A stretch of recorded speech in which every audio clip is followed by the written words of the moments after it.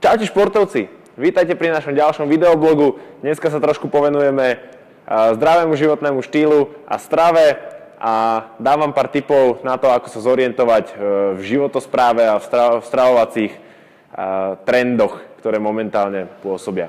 Moje meno je Michal Pataky, som zakladateľom ProTraining.sk a už viac ako 6 rokov pôsobím ako tréner na rôznych funkciách. Práve mi priletel šalát, dobrý, čerstvý, dátum spotreby tu radšej není uvedený, ale je to prvá trieda. Chytaj. Takže, ako sa zorientovať v strave a v stravovacích režimoch? Paradajka. V dnešnej dobe poznáte veľa rôznych trendov, či je to paleo, raw, vegánske, klasické stravovanie, bezlepkové a tak ďalej. Kvasená kapusta je jeden z najlepších produktov ináč. A veľa ľudí má problém sa zorientovať, čo je najlepšie, čo není dobré, čo je lepšie. Tento, čo to je? Losos, ten není až taký dobrý. Dajte si čerstvého.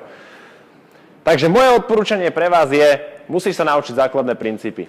To znamená, musíš vedieť, ako funguje metabolizmus, ktorá potravina čo obsahuje a čo ti to dá.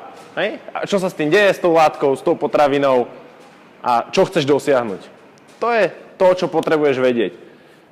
Výživové smery sú ako náboženstvo. Každé náboženstvo má nejakého svojho boha, uctievanie niečo. Jedno má Allaha, druhé má klasického pána boha, tretie má Manitua, to je jedno, hoci koho.